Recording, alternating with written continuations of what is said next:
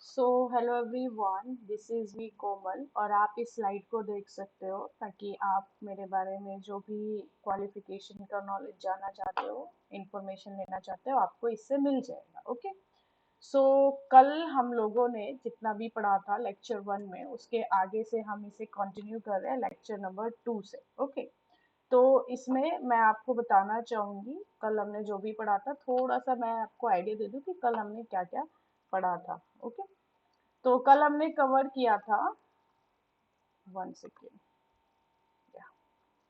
Government policies में fiscal policy क्या होती है, what does the fiscal policy means, कौन से वर्ड से डिराइव किया था एंड एवरीथिंग।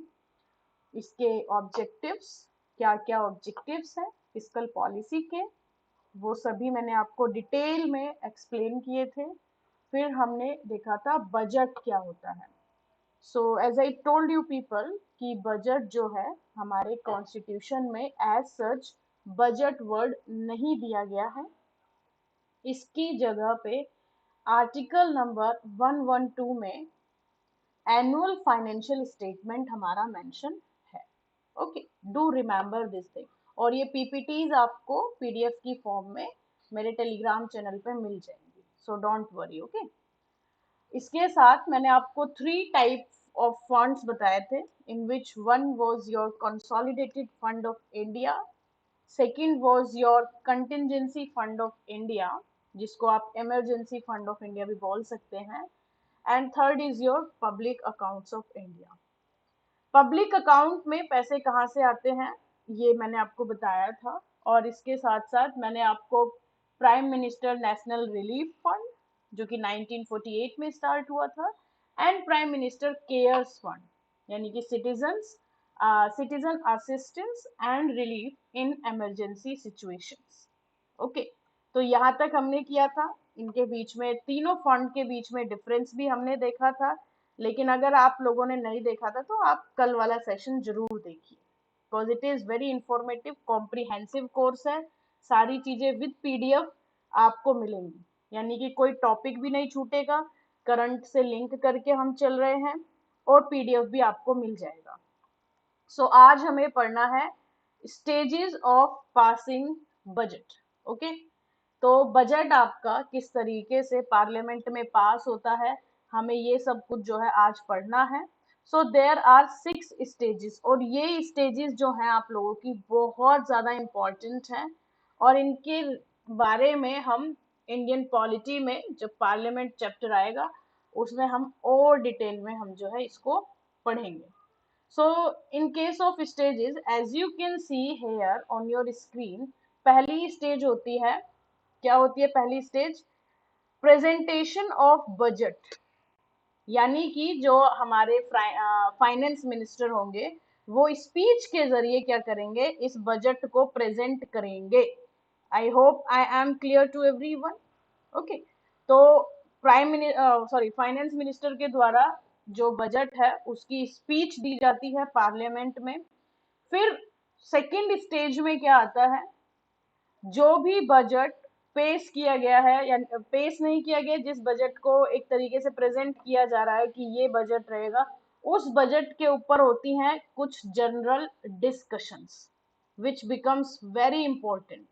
तो जो ये जनरल डिस्कशंस होते हैं ये बहुत ज्यादा इंपॉर्टेंट हो जाते हैं, जो कि सेकेंड स्टेज में आपके कवर होते हैं। थर्ड स्टेज में कोई भी, किसी को भी कोई भी डाउट है किसी भी बजट, किसी भी पोर्शन को लेकर के बजट के, या फिर किसी भी तरीके का कोई भी सजेशन देना है या कुछ भी प्रॉब्लम है, ठीक है, तो उसको स्क्रूटनी करने के लिए, यानी कि उसको एक तरीके से अच्छे से जांच करने के लिए हर एक बंदा अगर पार्लियामेंट का करेगा तो it will take loads of time, क्योंकि इतने सारे मेंबर ऑफ पार्लियामेंट्स हैं, अगर वो अकेले अकेले करेंगे तो ये बहुत सारा टाइम ले जाएगा, राइट। तो इसीलिए क्या होता है, स्टैंडिंग कमिटी के पास, कमिटी में पार्लियामेंट के ही मेंबर्स होते हैं, स्टैंडिंग कमिटी के पास जो है ये बजट जो कि आपके फाइनेंस मिनिस्टर ने स्पीच के द्वारा प्रेजेंटेशन जो है प्रेजेंट किया है, उसको क्या करेंगे, अब वो स्टैंडिंग कमिटी के द्वारा जो है, स्टैंडिंग कमिटी क्या करेगी, उस बजट को पूरे अच्छे तरीके से एनालाइज करेगी। क्या करेगी दोस्तों? एनालाइज करेगी। ओके, एंड आफ्टर एनालाइजिंग ये जो बजट है आप लोगों का, इसके ऊपर वोटिंग होगी। अब इसमें एक वर्ड लिखा है वोट ऑन डिमांड्स। डिमांड्स क्या होता है? What is this demands?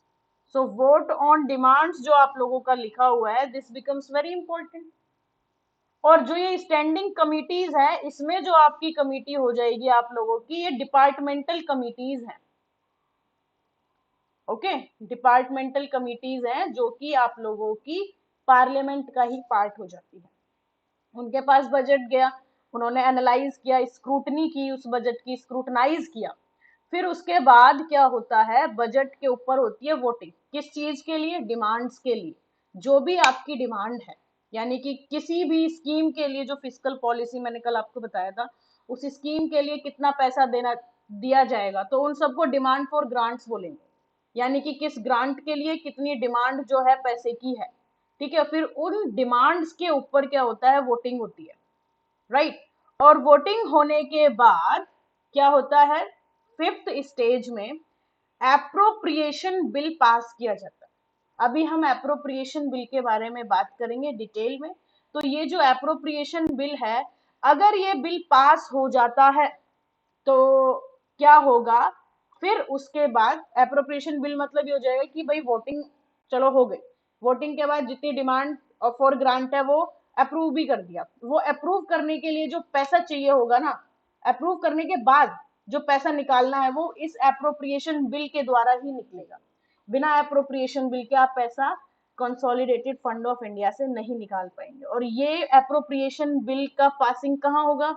Parliament में होगा। तो अब आप इसको कल वाली बात से रिलेट करो कि क्या बताया था कल मैंने आपको, कंसोलिडेटेड फंड ऑफ इंडिया से अगर आपको पैसा निकालना है तो आपको पार्लियामेंट्री अप्रूवल चाहिए। तो यहाँ से ये बात आपको हैंस प्रूव्ड हो गई, जैसे हम 10th में करते थे ना, 9th-10th में मैथ्स के क्वेश्चंस, हैंस प्रूव्ड, राइट। तो यहाँ से हैंस प्रूव्ड हो गया आपका। हिंदी मीडियम, इसमें क्या होगा, विनियोग विधेयक का पारित होना, तो एप्रोप्रिएशन बिल का पास होना। ठीक है, और अगर एक बार एप्रोप्रिएशन बिल पास हो गया तो फिर वहां से आप पैसा निकाल सकते हैं। तो इसका मतलब आपका फाइनेंस बिल जो है आपका पास हो जाएगा। तो इस तरीके से जो बजट है पार्लियामेंट में डिफरेंट डिफरेंट स्टेजेस के जरिए पास होता है। I hope this much is clear. अगर किसी को कोई भी डाउट होता है कमेंट सेक्शन में आप लिख सकते हैं, क्योंकि मैं सारे कमेंट्स को पढ़ने भी वाली हूँ और उनको रिप्लाई भी करने वाली हूँ। Okay, and after this what happens, let me tell you all. या तो ये आपको 6 स्टेजेस सभी को समझ आ गई होंगी, ऐसा मैं उम्मीद कर रही हूँ। After this what will happen, financial year के बारे में मैं आपको बताऊंगी। तो ये स्टेजेस समझ में आ गई, बजट क्या होता है, बजट किस लिए होता है और बजट कैसे पास होता है। अब हम आते हैं फाइनेंशियल ईयर पे। तो ब्रिटिश गवर्नमेंट जो थी, उन्होंने क्या किया था, फाइनेंशियल ईयर 1 अप्रैल से 31 मार्च तक जो है चलाया। ठीक है, यानी कि उन्होंने जो ईयर, फाइनेंशियल ईयर जो आपका वित्तीय वर्ष होता है, उसको 1 अप्रैल से लेकर के 31 मार्च तक जो है रखा। अब इन्होंने ऐसा क्यों रखा, उनका सिंपल सा एक रीजन था, क्योंकि उनकी जो कंट्री थी उनका फाइनेंशियल ईयर इतना था, तो उन्होंने इंडिया का भी फाइनेंशियल ईयर इतना रख दिया ताकि अच्छे से यहाँ का भी वो संभाल सके और वहां का भी संभाल सके, ताकि अच्छे से चीजें अलाइन हो जाए, राइट। तो ये चीज आपको बहुत अच्छे से याद रखनी है कि फाइनेंशियल ईयर जो था ब्रिटिश गवर्नमेंट ने स्टार्ट किया था 1 अप्रैल से 31 मार्च तक। और ये बात आपको याद रखनी है कि जो कॉन्स्टिट्यूशन है उसने, यानी कि हमारा जो इंडियन कॉन्स्टिट्यूशन है, उसने कोई भी सच स्पेसिफिक मंथ ईयर को नहीं दिया है। यानी कि हमारे कॉन्स्टिट्यूशन ऑफ इंडिया ने ऐसा नहीं बोला है कि भाई अप्रैल से लेके मार्च तक ही फाइनेंशियल ईयर रहेगा। तो constitution has not specified any month for the financial year. तो जो भी ब्रिटिश गवर्नमेंट ने स्टार्ट किया था हम उसी को कंटिन्यू करते चल रहे थे। लेकिन फिर एक नीड हुई कि भाई हम इस फाइनेंशियल ईयर को चेंज कर देते हैं। ठीक है, लेकिन उसके लिए हमने एक कमेटी भी बिठा ली, शंकर आचार्य कमेटी हमने बना दी। फाइनेंस मिनिस्टर ने सेटअप कर दिया इस कमेटी को, शंकर आचार्य कमेटी। अब प्रीलिम्स के लिए ये इंपॉर्टेंट हो जाता है, कौन सी कमेटी किस चीज से रिलेटेड थी, कब बनी। तो 2016-17 में आप लोगों की जो है 2016-17 में ये फाइनेंस मिनिस्टर के द्वारा ये कमेटी आप लोगों की बनाई जाती है, जहां पे ये डिसाइड किया जाता है कि क्या हमें फाइनेंशियल ईयर चेंज करना चाहिए चाहिए या नहीं चाहिए, यानी कि should we change the financial year और नॉट, या फिर हम 1 अप्रैल से 31 मार्च ही कंटिन्यू रखें, राइट। तो इसमें ये देखा फिर आया कि भाई जितनी भी सारी स्टेट्स थी they were not in favour of changing the financial year. Why so? Because अगर फाइनेंशियल ईयर को अब ये लोग चेंज करेंगे तो इससे क्या हो जाएगा, थोड़ा सा एक तो इम्प्लीमेंट करने में भी दिक्कत हो जाएगी। चलो लॉन्ग टर्म में मान लो कि ये जो धीरे धीरे इम्प्लीमेंट भी कर देंगे, लेकिन they were against the change of the year, month of the year. Why? Because of the challenges, they the challenges outweighs the benefit, क्योंकि इसको ईयर को चेंज करने में इतने सारे चैलेंजेस थे कि बेनिफिट उसके आगे कम पड़ रहा था। तो सीधी सी बात है, अगर आपको बेनिफिट कम हो रहा है तो चैलेंज ज्यादा लग रहा है या फिर एफर्ट ज्यादा लग रहा है, तो फिर मत लगाओ उस चीज में इतने एफर्ट्स, राइट। तो ये चीज आपको याद रखनी है कि शंकराचार्य कमेटी जो थी ये आपकी फाइनेंशियल ईयर के मंथ को चेंज करने से रिलेटेड थी, और 2016-17 में ये आपके फाइनेंस मिनिस्टर ने सेटअप की थी, राइट। तो अब ध्यान से, fiscal year you know very well 1 अप्रैल से 31 मार्च, जो कि अभी मैंने आपको बताया। तो फाइनेंशियल ईयर अगर मैं आरबीआई की बात करती हूँ तो आरबीआई का 1940 से लेकर के आरबीआई का जो फाइनेंशियल ईयर है वो है जुलाई और जून जुलाई, राइट। तो बिमल जालन कमेटी जो थी एक आप लोगों की, ये भी इंपॉर्टेंट है, very important committee I can say. Bimal Jalan committee economic capital framework के ऊपर थी ये, obviously regarding RBI, right everyone. तो इस कमेटी ने प्रपोज किया कि जो भी अकाउंटिंग ईयर है उसको चेंज करके मार्च अप्रैल मार्च कर देते हैं, राइट। कब से? 2020-21 से। तो ये याद रखना कि आरबीआई का फाइनेंशियल ईयर क्या था, बिमल जालन ने क्या सजेशंस दिए regarding RBI financial year, okay. और यहाँ से आप लोगों को जो क्वेश्चन बन सकते हैं वो आप लोगों का आसानी से क्वेश्चन बनेगा रिगार्डिंग कमिटीज, कौन सी कमिटी किस चीज के रिगार्डिंग है, right. Now let us come on vote on account, क्योंकि यहाँ पे भी हमारे डिफरेंट डिफरेंट इंपॉर्टेंट चीजें हो जाती हैं। 6 स्टेजेस मैंने आपको बताई बजट के पास होने की। सो वाइल दो 6 स्टेजेस वर गोइंग ऑन, ये 6 की 6 स्टेजेस आपकी चल रही हैं, ठीक है।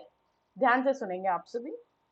तो अगर 6 स्टेजेस में जो फाइनेंशियल ईयर है, बजट तो पास होना है ना, और पास होने के लिए वोटिंग जरूरी है, वोटिंग के लिए आपका कंसेंसस जरूरी है, राइट। लेकिन अगर वोटिंग का कंसेंसस जो है आपको मिल ही नहीं पा रहा है, और आपका फाइनेंशियल ईयर भी खत्म होने वाला है और दूसरा फाइनेंशियल ईयर स्टार्ट भी हो गया है, मान लो इतने पे आपका फाइनेंशियल ईयर जो है स्टार्ट होना था, राइट। और यहाँ तक आपकी वोटिंग वगैरह खत्म हो जानी चाहिए थी, क्यों? क्योंकि मेरे को इस वाले फाइनेंशियल ईयर के लिए पैसा चाहिए ना, लेकिन अभी तक मेरी वोटिंग वगैरह सब कुछ मिला मिलू के खत्म ही नहीं हुई है, मान लो खत्म इस टाइम पे हुआ है, तो इतने टाइम पीरियड के लिए जो खर्चा मेरा होगा उसका पैसा कहाँ से आएगा, राइट।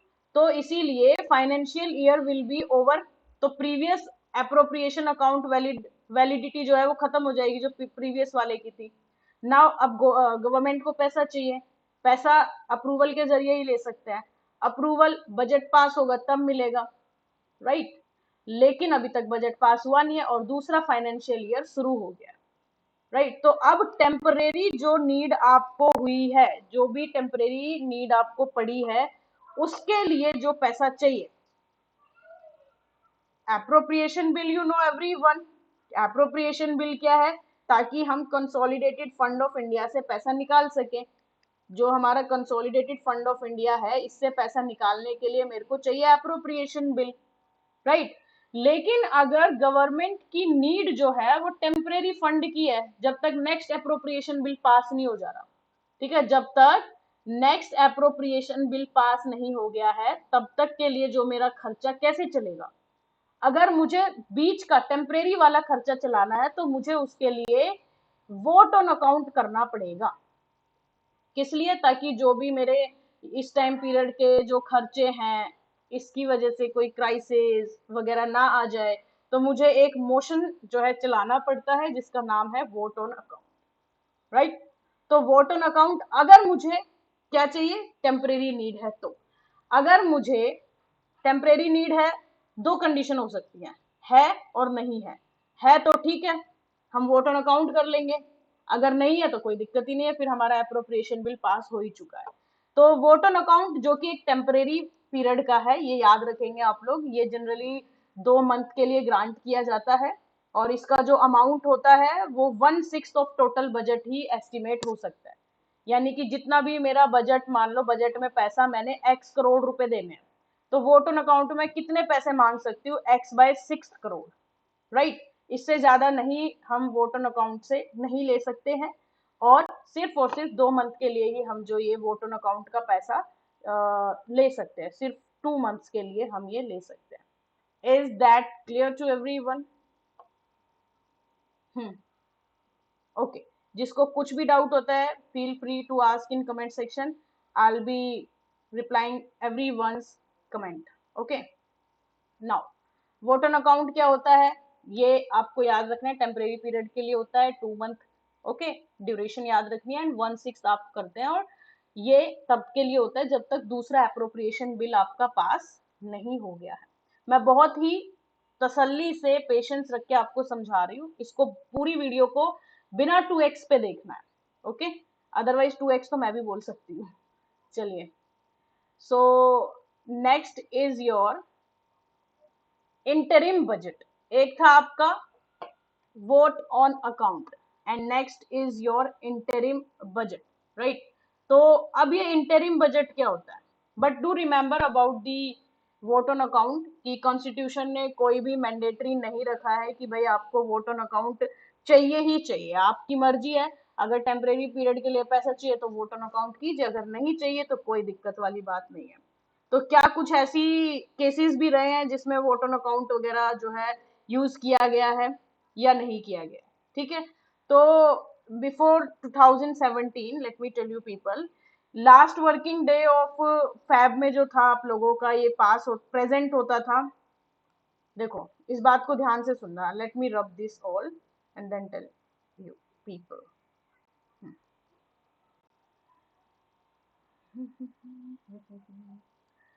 फैब के लास्ट मंथ में आप लोगों का बजट पास होता था, last working days of Feb में, लास्ट मंथ बोल रही हूँ, लास्ट डेज में, राइट। तो ये फैब है, फैब के लास्ट डेज में आपका बजट जो है आप लोगों का प्रेजेंट किया जाता था। तो इसको पास होते होते होते होते फाइनेंस बिल तक आते आते इसको काफी टाइम लग जाता था, राइट। और इतने में ही दूसरा जो है आप लोगों का फाइनेंशियल स्टार्ट हो जाता था।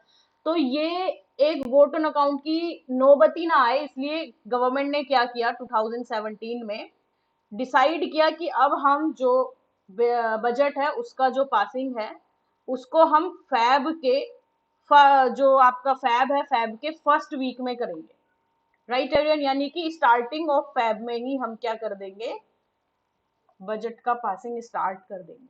क्यों? ताकि एंड तक आते आते फाइनेंशियल ईयर जो पहला वाला एंड करंट वाला जो है तब वो एंड होगा, तब तक हमारा बजट भी पास हो जाएगा, और जब दूसरा शुरू होगा तो हमारा बजट पास हो चुका होगा, हमें कोई टेम्परेरी पैसे की जरूरत नहीं पड़ेगी। Okay, do remember this thing, 2017 में जो है आप लोगों का ये डिसाइड किया गया, right. So for this reason now government need not to withdraw money from the consolidated fund of India with the help of vote on account, ये आप लोगों को याद रखना है। तो to avoid vote on account motions, ये जो है मोदी गवर्नमेंट ने किया, और ये आप लोगों को याद भी रखना है। Now let us talk about interim budget. Interim budget क्या होता है? As I know you people कि आप लोगों को इतना पता ही है कि भाई इलेक्शंस कुछ होता है, इलेक्शंस का एक टाइम पीरियड कुछ होता है, हर 5 इयर्स बाद आपको इलेक्शन कराना है अंडर नॉर्मल कंडीशंस, जब कोई भी इमरजेंसी वगैरह कुछ भी नहीं है, ठीक है। I am talking about that condition, ठीक है। तो बाकी 4 साल तो इलेक्शंस हुए नहीं, लेकिन एक साल तो ऐसा आएगा ही आएगा 5 सालों में से जिसमें आपको इलेक्शन कराना है। ओके, तो ये जो 5वां साल आया है जिसमें इलेक्शन होगा, राइट। अब ऐसे टाइम पीरियड पे काफी सारे जो पॉलिटिकल पार्टीज होती हैं, व्हाट दे डू, वो जानबूझ के जो भी करंट गवर्नमेंट होगी उस टाइम पे, जो भी रोल प्ले करेगी गवर्नमेंट, जिसके हाथ में बजट की पावर होगी, वो जानबूझ के क्या करते हैं, दे पीपल, वो ऐसी ऐसी पॉलिसीज निकालेंगे जो कि लोगों को अपनी तरफ अट्रैक्ट करे, कैची, बहुत ज्यादा कैची। जैसे कि कोई गरीब इंसान है एक्स, मिस्टर एक्स या फिर मैक्स अंकल है, कोई बहुत गरीब अंकल है मैक्स अंकल, तो अब काफी सारे मैक्स अंकल हैं, तो गवर्नमेंट जानबूझ के इलेक्शन वाले ईयर में ऐसा बजट निकालेगी, ऐसी पॉलिसीज निकालेगी जिससे कि वो बोलेंगे कि आईफोन का जो लैपटॉप है, मैकबुक है, लैपटॉप है, आईपैड है, ये गरीब लोगों को मुफ्त में दिए जाएंगे। गरीब लोगों की लड़कियों की शादी में 18 लाख पैसे, 18 लाख रुपए गवर्नमेंट लगाएगी।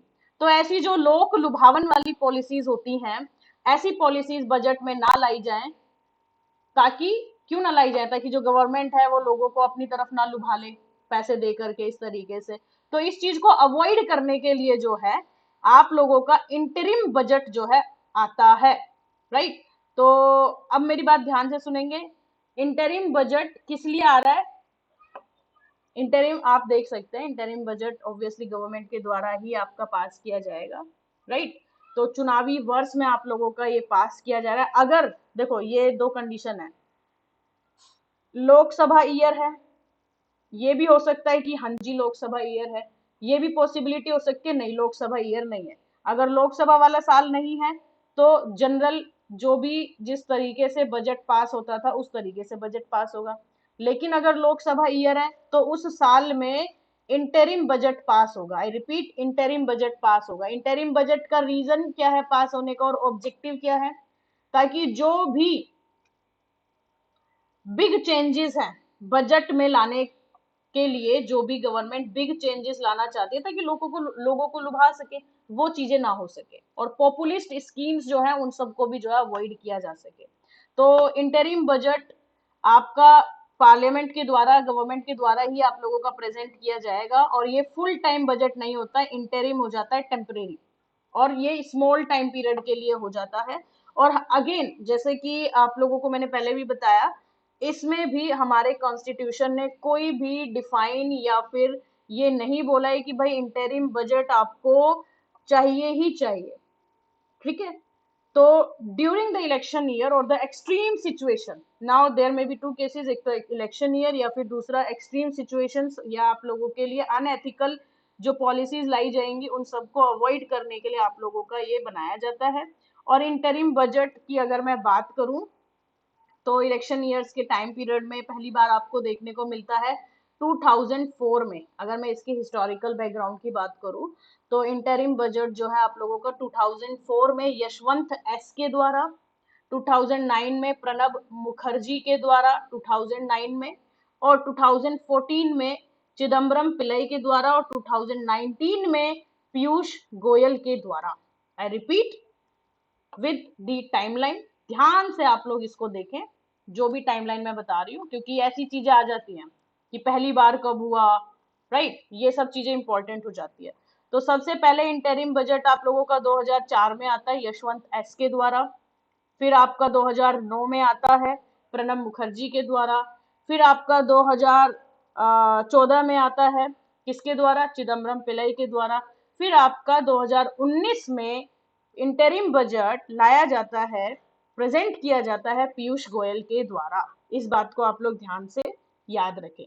तो अब पास तो कैसे होगा, ये पास वैसे ही होगा जैसे जनरल बजट पास होता है, ये भी जो है आप लोगों का पूरे तरीके से उसी तरीके से पास होगा, सेम स्टेजेस होंगी इसमें। हाँ, और अगर आपकी गवर्नमेंट जीत गई, राइट, तो ये कोई जरूरी नहीं है कि वो नया बजट भी पास करे। हो सकता है, मान लो पीयूष गोयल ने जिस भी पार्टी में ये थे, बीजेपी, अभी he is aligned with BJP और he is a member of BJP, right, तो बीजेपी के हैं और बीजेपी जीत गई, जो कि हुआ भी, right.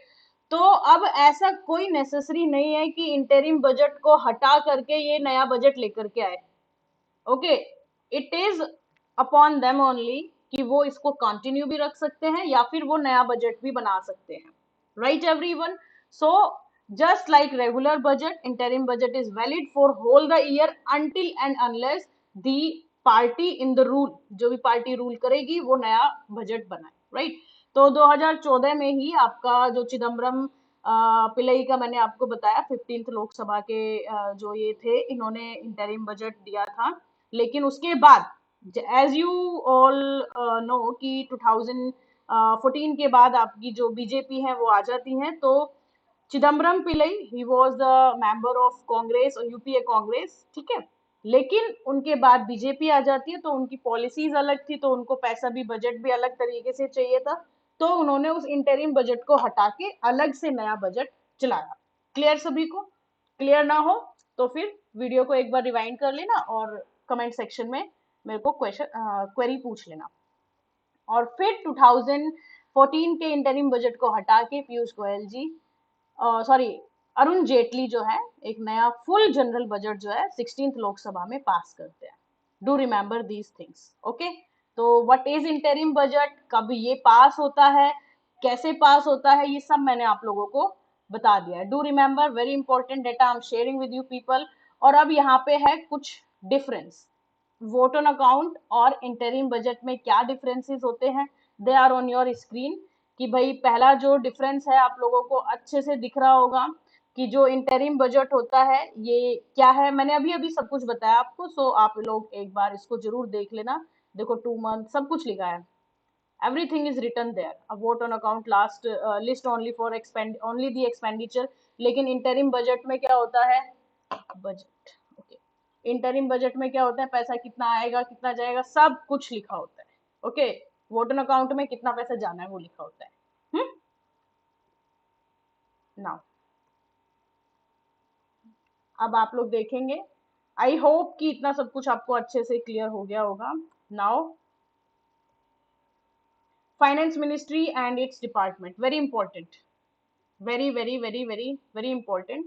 I'll try to keep this video little bit short, around 40 minutes तक ही मैं रखूंगी, तो जल्दी से कवर हो जाए चीजें। तो फाइनेंस मिनिस्ट्री और इसकी कुछ डिपार्टमेंट्स के बारे में हम बात कर लेते हैं, क्योंकि ये बहुत ज़्यादा इम्पोर्टेंट है। और फिर इसके बाद में आपको जो बजट है 2021 2022 करंट के साथ मैंने लिंक करके चलना है, तो फिर मैं आप लोगों को उनकी थीम्स भी बता दूंगी। तो फाइनेंस मिनिस्ट्री और इसके डिपार्टमेंट्स की अगर मैं बात करती हूँ, if I talk about all the department of the finance ministry, तो आपको काफी सारे डिपार्टमेंट्स देखने को मिलते हैं, राइट। तो एक डिपार्टमेंट आपका हो जाता है department of economics affair, right, which is very much important, department of economic affair, क्योंकि ये वो डिपार्टमेंट है, lots of departments are there, okay. तो ये वो डिपार्टमेंट है जो कि क्या करेगा, बजट प्रिपेयर करना, और बजट जिसमें आप लोगों का रिवेन्यू एक्सपेंडिचर और सब कुछ लिखा होगा, राइट। तो उन सारी चीजों को कौन प्रिपेयर करेगा, department of economic affair, right. तो fiscal policy, union budget including railway budget without legislature, union territory हो गई या स्टेट हो गए, ठीक है, इन सब को अंडर, या फिर कोई भी ऐसी स्टेट है जो प्रेजेंट रूल के अंडर है, उन सब के लिए कितना पैसा जाना है कितना नहीं जाना है, ये कौन डिसाइड करेगा, ये डिसाइड करेगा डिपार्टमेंट ऑफ इकोनॉमिक अफेयर। तो ये आप देख सकते हैं डिपार्टमेंट ऑफ इकोनॉमिक अफेयर कर रहा है, तो क्या ये अकेला कर लेगा, है ये इतना बड़ा बाहुबली? नहीं, इसको बाकी डिपार्टमेंट्स की भी सहायता चाहिए होगी, कोऑर्डिनेट करेगा बाकी डिपार्टमेंट से। बाकी कौन से डिपार्टमेंट्स अभी हम देखने वाले हैं, उससे पहले आप लोग ध्यान से सुनेंगे कि जो आप लोगों का फिस्कल पॉलिसी वगैरह सब कुछ प्रिपेयर हो रहा है, इसी के साथ साथ डिपार्टमेंट ऑफ इकोनॉमिक अफेयर्स जो है, इंटरेस्ट रेट कितना रहेगा सेविंग स्कीम्स पर, और जो आपका ये PPP, public private partnership in india.gov.in वाली जो वेबसाइट है, उस पे जो भी डेटा डालना है, उसको अपडेट करना है, मेंटेन करना है, ये सारा का सारा काम आपका डिपार्टमेंट ऑफ इकोनॉमिक अफेयर्स का होता है, ओके। तो इसके साथ साथ काफी सारी ऑर्गेनाइजेशन भी इसके अंडर आती हैं, जैसे कि सबसे पहले तो आप लोगों की फाइनेंस कमीशन, जो कि article number 280 of your Indian constitution के अंडर कवर होती है, वो इसी डिपार्टमेंट ऑफ इकोनॉमिक अफेयर्स की ही ऑर्गेनाइजेशन है। और इसी के अंडर वो काम भी करती है। दूसरी, आप लोगों को चीफ इकोनॉमिक एडवाइजर्स जो हैं, और आप मुझे कमेंट सेक्शन में लिख के बताएंगे कि करंट चीफ इकोनॉमिक एडवाइजर कौन है, चेंज हुए थे, आप मुझे बताएंगे। ओके, वो भी इसी के अंडर काम करते हैं। साथ में ही कॉन्स्टिट्यूशनल बॉडी फाइनेंस कमीशन हो गई, FSDC, very important, very important, financial stability and development council, which is neither constitutional nor statutory body. याद रखना, ऐसी स्टेटमेंट आपका प्रीलिम्स पूछ लेता है। तो इसके जो चेयरमैन है वो रहेंगे आपके फाइनेंस मिनिस्टर, और जो बाकी मेंबर्स होंगे वो आपको जितनी भी आपकी फाइनेंशियल रेगुलेटरी बॉडीज हैं, लाइक RBI आपका हो गया, सेबी आपका हो गया, IRDAI आप लोगों का हो गया, ओके, PFRDA पेंशन फंड वाला, सब कुछ जो हो गई, ये सारी की सारी आपकी FSDC यानी कि फाइनेंशियल स्टेबिलिटी डेवलपमेंट काउंसिल के अंडर जो है मेंबर्स कवर होते हैं। इसके साथ साथ बाकी काफी सारी गवर्नमेंट कंपनीज भी हो जाती हैं। फॉर एग्जांपल आपका सिक्योरिटी, शायद आगे लिखा होगा, security printing and monitoring corporation of India limited, SPMCIL, जो कि रजिस्टर्ड है कंपनीज एक्ट के अंडर, वो भी आपकी डिपार्टमेंट ऑफ इकोनॉमिक अफेयर्स के अंडर ही कवर होती है।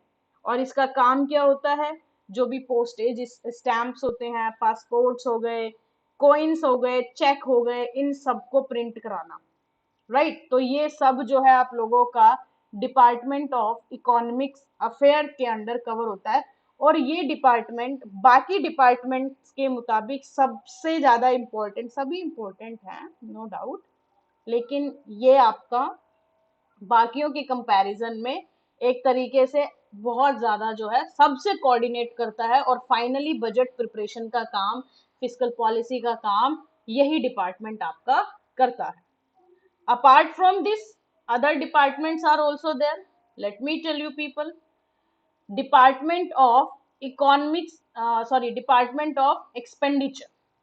Expenditure मतलब क्या होता है, किसी चीज को खर्च करना, हिंदी मीडियम, राइट।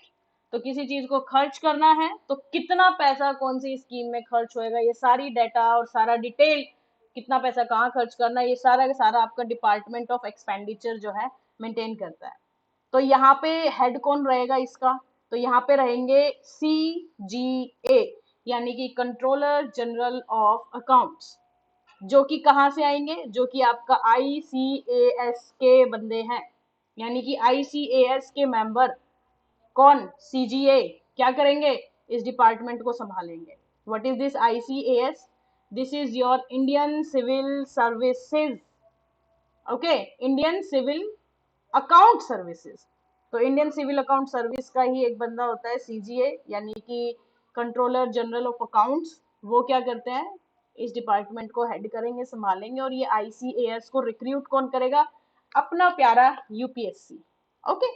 तो अब यहाँ पे जो आपके ICAS के CGA हैं, इसको हेड करेंगे, साथ में ही प्रिपेयर करेंगे कि कितना पैसा कहाँ जाना है, कौन से कंसोलिडेटेड फंड ऑफ इंडिया से किस स्कीम के लिए कितना पैसा जाना है, ये सब कुछ इन्होंने एनालाइज कर लिया।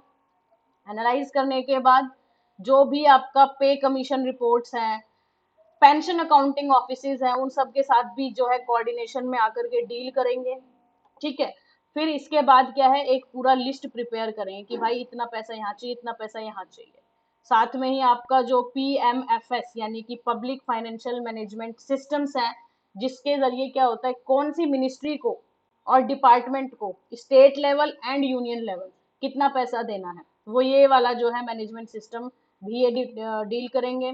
साथ में ही नन टैक्स रिसीप्ट पोर्टल, ये एक पोर्टल है जिसको Bharat Kosh, I am writing it here, wait a second, Bharat Kosh, BHARAT, Bharat KOSH, okay, Bharat Kosh यानी कि नन टैक्स रिसीप्ट पोर्टल, जिसमें क्या है आपका, ये पोर्टल बेसिकली क्या करता है, कोई भी आपका जो ईयर बुक है, योजना है, कुरुक्षेत्र है, राइट, या फिर कोई भी आपका प्रोडक्ट है जो कि गवर्नमेंट के द्वारा जो है सर्विस में लाया जा रहा है, उन सबको जो है सेलिंग के लिए आपका ये वाला जो भारत कोष एनटीआरपी वाला जो पोर्टल है, उसके जरिए जो है आपका डिपार्टमेंट ऑफ एक्सपेंडिचर उसे संभालेगा। साथ में ही रिसेंट की न्यूज है 2020 की, next generation treasury application, this can be the part of your preliminary examination. तो इसमें क्या होता है, ये पहली बात तो ये किसके द्वारा प्लान किया गया, ये web, this is a web based application software है, किस चीज के लिए, मनी मार्केटिंग सिक्योरिटीज के लिए। और ये आपका जो प्लान है ये आरबीआई के द्वारा प्लान किया गया था। Now they can ask you कि भाई आरबीआई के द्वारा है या किस गवर्नमेंट के द्वारा है, राइट? तो इसको ये बारे में आप लोग अच्छे से याद रखें, राइट? एंड दिस एक्सपेंडिचर, जितना भी एक्सपेंडिचर कहाँ कितना जाना है, ये सारा डाटा मेंटेन करके लिस्ट में आप लोगों का ये डिपार्टमेंट किसको भेजेगा, ऊपर वाले डिपार्टमेंट को, यानी कि इकोनॉमिक्स अफेयर को। तभी तो उसे पता चलेगा कि बजट जो मैं बना रहा हूँ भाई, उस बजट में कितना पैसा कहाँ खर्च करना है, क्योंकि ये डिपार्टमेंट उसे बताएगा। तो इस तरीके से इकोनॉमिक्स अफेयर का डिपार्टमेंट बाकी सभी डिपार्टमेंट से क्या करता है, कोऑर्डिनेट करता है। Okay, do remember this thing. और इसी के साथ साथ आपका जो नेक्स्ट डिपार्टमेंट है वो है डिपार्टमेंट ऑफ रिवेन्यू, यानी कि कितना पैसा कहाँ से आएगा, राइट? तो डिपार्टमेंट ऑफ रिवेन्यू में आप लोगों को कुछ स्टैट्यूटरी बॉडीज इसके अंडर और कुछ क्वासी जुडिशियल बॉडीज भी कवर होती हैं। फॉर एग्जांपल एक है आप लोगों की स्टैट्यूटरी एंड क्वासी जुडिशियल, के बारे में बता देती हूँ। सीबीडीटी यानी कि central board of direct tax, जो कि आपका डिपार्टमेंट ऑफ इनकम टैक्स के अंडर आती है। दूसरी आपकी CBIC, central board of indirect tax and custom. Okay, तो एक्चुअली हुआ क्या था, पहले इसका नाम सीबीईसी था, यानी कि central board of expo excise and custom, लेकिन 2018 में इसका नाम चेंज करके जो है सीबीआईसी रख दिया गया। तो एक्चुअली में ये करती क्या है, ये आप लोगों का जो जीएसटी है उसको इम्प्लीमेंट कराती है। और ये जीएसटी आपको पता ही होगा, नहीं पता है तो कोई बात नहीं, ये जीएसटी आप लोगों का 101 अमेंडमेंट के जरिए जो है आप लोगों का 2016 में लाया गया था। तो इसी के साथ साथ कुछ अटैच्ड ऑफिसेज या फिर सबॉर्डिनेट ऑफिसेज भी इसके अंडर आ जाते हैं, जैसे कि एनफोर्समेंट डायरेक्टरेट, ईडी। ईडी का काम क्या होता है आपको पता होना चाहिए, जो पीएमएलए और फेमा एक्ट जो है, मनी लॉन्ड्रिंग वाला एक्ट हो गया आप लोगों का, राइट? फॉरेन एक्सचेंज वाला एक्ट हो गया, इन सबको इम्प्लीमेंट कराना, राइट? तो वो जो ईडी है वो इसी डिपार्टमेंट के अंडर आते हैं। कभी कभार ये क्वेश्चन भी पूछ लिया जाता है कि ईडी कौन से डिपार्टमेंट के अंडर आते हैं, राइट? और इसी के साथ साथ आपके जो सेंट्रल इकोनॉमिक इंटेलिजेंस ब्यूरो है, central bureau of narcotics financial intelligence unit, ये भी आपकी अटैच्ड ऑफिस में ही कवर हो जाती है। इसके साथ साथ कुछ एसोसिएटेड कंपनीज भी होती हैं, जैसे कि GSTN, goods and service tax network, which is a non profit company. तो ये जो जीएसटीएन है ये नॉन प्रॉफिट कंपनी है और ये इसी डिपार्टमेंट के अंडर कवर होती है। तो ये याद रख लीजिएगा, क्योंकि डायरेक्ट क्वेश्चन बन जाता है कि कौन किसके अंडर कवर होता है। Okay, and with this let me tell you about, अब देखो ये वाला जो डिपार्टमेंट है ये भी क्या करेगा, पूरा मेंटेन करेगा लिस्ट, लिस्ट मेंटेन करके इकोनॉमिक अफेयर्स के पास भेज देगा। और इसी के साथ साथ आप लोगों को जो नेक्स्ट डिपार्टमेंट देखने को मिलता है वो आपका हो जाएगा फाइनेंशियल सर्विसेज वाला डिपार्टमेंट, और इसको आप शॉर्ट में डीएफएस भी बोल देते हैं। अब इसका जो मेन काम है फाइनेंशियल सर्विसेज, यानी कि ये क्या करेगा, मेन काम में होगा इसका फाइनेंशियल इंक्लूजन, राइट? तो सुपरविजन, रिकैपिटलाइजेशन पब्लिक सेक्टर का, ये सारा का सारा काम जो है इसी के अंडर आता है। तो ये अकेला तो कुछ कर नहीं पाएगा, यानी कि कोई अकेला बंदा थोड़ी है जो इसमें कुछ कर लेगा। इसको अंदर भी, इसके अंडर भी कुछ ऑर्गेनाइजेशंस होती हैं जो इसकी हेल्प करती है, और इसके अंदर कुछ ऑर्गेनाइजेशंस कवर होती है which are related to DFS. पहली है बैंक बोर्ड ब्यूरो। अब ये बैंक बोर्ड ब्यूरो जो मैंने यहाँ पे लिखी हुई है, ये एक नॉन कॉन्स्टिट्यूशनल, सॉरी, ये आपकी neither constitutional nor statutory body है। इसके बारे में मैंने आपको पहले भी बताया, 3 टाइप की बॉडीज होती हैं। जो एक्ट के अंदर बनाई जाती हैं वो स्टैट्यूटरी बॉडी होती हैं, और यानी एक्ट के द्वारा, किसी भी एक्ट के द्वारा, किसी एक्ट के प्रोविजन के हिसाब से बनाई जाती है, उनको स्टैट्यूटरी बॉडी बोलते हैं। जो आपकी किसी ना किसी आर्टिकल, अनुच्छेद के हिसाब से आपका कॉन्स्टिट्यूशन में मेंशन है, उनको कॉन्स्टिट्यूशनल बॉडी बोलते हैं। और जो इन दोनों में नहीं कवर होती है उनको neither constitutional nor statutory body बोलते हैं। तो ये जो बैंक बोर्ड ब्यूरो है, this is neither constitutional nor statutory body. और ये कौन सी बॉडी होती है? ये वो होती हैं जो गैजेट नोटिफिकेशन के द्वारा बनाई जाती है। ओके, इसका मेन काम क्या होता है बैंक बोर्ड ब्यूरो का? So guys, bank board bureau का मेन काम होता है कोई भी जो टॉप ऑफिशियल्स होते हैं, जैसे कि मैनेजिंग डायरेक्टर्स हो गए, चेयरमैन हो गए, या फिर कोई सीईओ हो गया, किसका? पब्लिक सेक्टर बैंक का, एलआईसी का, ओके, इन सब का अपॉइंट सिलेक्शन कराना। ठीक है, तो बैंक बोर्ड ब्यूरो इनका सिलेक्शन करती है। साथ में कुछ गवर्नमेंट कंपनीज भी आती हैं इसके अंडर, जैसे कि एनसीजीटीसी। तो एनसीजीटीसी क्या है? What is this NCGTC? ये आप लोगों का हो जाता है national credit guarantee trustee company. Please like, share और सब्सक्राइब कर दीजिएगा। अगर आपने सब्सक्राइब नहीं किया है तो फटाफट से सबसे पहले सब्सक्राइब करो और लाइक भी कर दो, बाद में शेयर कर देना, या फिर अभी फटाफट से शेयर करके आओ। ओके, और अपने नोट्स थोड़ा थोड़ा रनिंग नोट्स बनाते चलो आप लोग। बाकी मैं बैठी हूँ, कोई टेंशन लेने की जरूरत नहीं है। ओके, अदरवाइज क्या फायदा होगा मेरे 7 साल के एक्सपीरियंस का आपके लिए, राइट? तो एनसीजी टीसी आपका national credit guarantee trustee company है। इसका काम क्या होता है? कोई भी क्रेडिट गारंटी लोन प्रोवाइड करना है, किसी भी मुद्रा या फिर किसी भी एमएसएमई या फिर कोई भी एजुकेशन स्किल डेवलपमेंट के लिए कोई भी क्रेडिट गारंटी लोन अगर प्रोवाइड करना है तो उसको ये असिस्ट करेगी ये कंपनी। कौन सी वाली? NCGTC, national credit guarantee trustee company. Okay, तो क्रेडिट गारंटी प्रोवाइड करती है ये। इसके साथ साथ और भी आपके डिपार्टमेंट्स हैं, जैसे कि आप लोगों का नेक्स्ट डिपार्टमेंट है Deepam. Very important department, I can say very important. Department of investment and public asset management, यानी कि जो भी पब्लिक एसेट्स आपके हैं गवर्नमेंट के पास, उन एसेट्स को क्या करना? इन्वेस्ट करना उसमें, या फिर उनको मेंटेन करना, या उनको डिस इन्वेस्ट करना, राइट? तो इसका मेन काम यही होता है इस डिपार्टमेंट का, डिस इन्वेस्टमेंट, यानी कि क्या करना? जो भी सार्वजनिक आप लोगों की संपत्ति है उसको आपने बेचना है, उसमें से पैसे निकालने हैं, या किसी प्राइवेट कंपनी को बेचना है, या फिर उसमें शेयर होल्डिंग जितनी भी है उसको कम कर देना, सार्वजनिक वाली यानी गवर्नमेंटल पब्लिक वाली में, राइट? तो वो सब कुछ काम कौन डिसाइड करता है? ये department of investment and public asset management वो डिसाइड करता है। This is very much important, right? तो ये कुछ भी डिसइन्वेस्टमेंट करना होगा तो उसको ये सब देखेगा, मतलब ये वाला डिपार्टमेंट उन सब चीजों को देखेगा। इसी के साथ साथ next department is your department of public enterprises, DPE. Very important again, क्योंकि this was there in news. 2021 में ही कुछ चेंजेस हुए थे। Let me tell you everything about them. Okay, जितने भी चेंजेस हुए थे उन सब के बारे में मैं आपको बता देती हूँ।